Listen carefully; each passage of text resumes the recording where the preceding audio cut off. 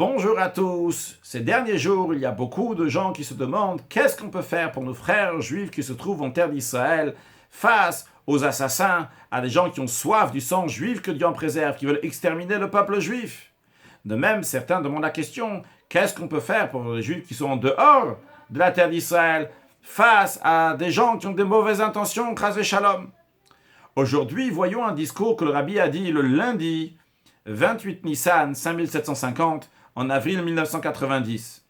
C'était en début d'après-midi, le Rav Binyamin Klein, secrétaire du Rabbi, a reçu un appel du gouvernement d'Israël qui ont dit qu'ils ont des sources claires et concrètes que Achaf, l'OLP, ont donné des ordres à tous leurs centres dans le monde de faire des attentats partout où il se trouve des juifs, chas v'shalom.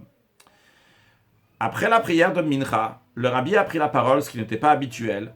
Et le Rabbi a parlé de la particularité du mois de Nissan et qui est souligné de plein de bénédictions. Et le Rabbi a dit, on souligne toutes ces bénédictions-là, vu qu'il y a une heure de cela, on a reçu une nouvelle que l'OLP veut faire des attentats partout où le peuple juif se trouve, chas v'shalom, hayoloti, ça ne va pas arriver. Et le Rabbi a dit, qu'est-ce qu'il faut faire? La première des choses, c'est trar gut v'tzaygut. Pense bien, tout ira bien. Le fait de bien penser, eh bien, tout ira bien. Et le Rabbi dit, on souligne donc les bénédictions de Dieu à tout le peuple juif, partout où ils se trouvent, dans tout ce qu'ils ont besoin, avec une largesse, avec une confiance totale, et simcha avec tout le vav, avec joie et bon cœur. Le Rabbi dit, en même temps, on va utiliser donc ce qu'on a entendu pour se renforcer dans les armes du peuple juif. Quelles sont les armes du peuple juif? L'arme des juifs, c'est avec la bouche, c'est-à-dire se renforcer dans l'étude de la Torah, et particulièrement avec effort dans l'étude de la Torah, comme le verset dit que vous allez aller dans mes décrets, c'est-à-dire que vous allez vous fatiguer, peiner, faire des efforts dans l'étude de la Torah. La suite du verset dit Venatati shalom ba'aretz u'shravtem ve'macharid, je mettrai la paix dans la terre et vous allez pouvoir dormir sans avoir peur. Donc étudier la Torah, c'est la première des choses, avec la bouche. Deuxième chose, aussi la prière.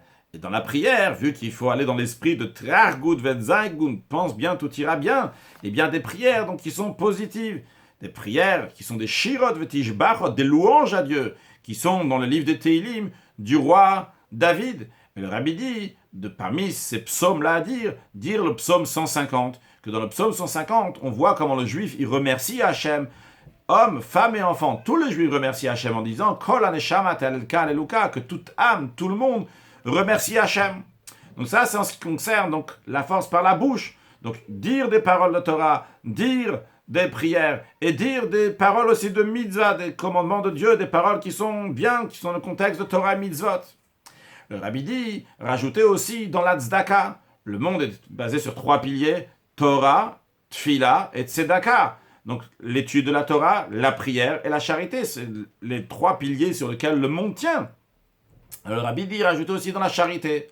En général, lorsqu'il y a des situations difficiles, on fait un jeûne. Mais le Rabbi dit, vu qu'on pense bien, tout ira bien, il n'y a pas lieu de fixer un jeûne. Mais quand même, ça ne va pas empêcher la charité qu'on va donner à la place d'un jeûne. En effet, lorsque quelqu'un il fait un jeûne, eh bien, il a économisé de la nourriture. Cette nourriture qu'il a économisée, il la met à la charité. Alors, le Rabbi dit, il conseille de donner la valeur donc de 2 repas, pas seulement de 2 repas, vu que de nos jours, on n'est plus comme à l'époque, qui était en difficulté, et donc on mangeait seulement 2 repas. Aujourd'hui, on mange 3 repas, donc donner la valeur de 3 repas à la charité, et particulièrement quand le Rambam dit que quand il s'agit d'une mitzvah, d'un commandement de Dieu, il faut le faire avec largesse, avec le meilleur, quand le chelev la vaillé, donc de rajouter dans la charité, que ce soit en quantité, que ce soit en qualité. Et le Rabbi dit, ça serait bien que ce rajout dans la charité va être lié pour soutenir des gens qui étudient la Torah, ou bien pour des institutions qui diffusent la Torah. Et le Rabbi demande de diffuser tout ça. Le Rabbi souligne de ne pas faire peur, chas v'shalom, aux Juifs, mais rajouter, éveiller qu'il faut rajouter dans Torah mitzvot, avec largesse, avec une confiance totale, avec la joie.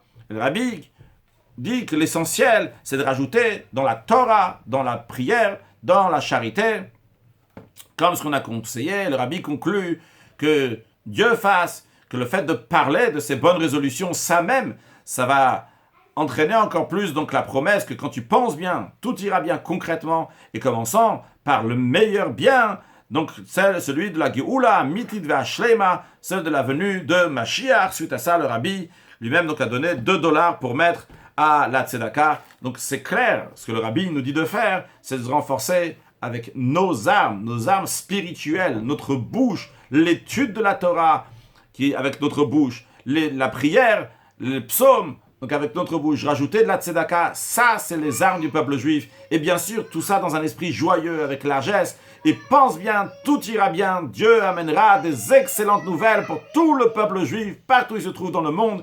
Et tous ensemble, en bonne vie, en bonne santé, on va accueillir très prochainement Mashiach et aller tous ensemble en Eretz Israël. Et à ce moment-là, tout le monde verra comment la terre d'Israël appartient au peuple juif et tout le monde s'excusera pour avoir dit du mal, chas v'shalom, sur le peuple juif très prochainement avec la venue de Mashiach now.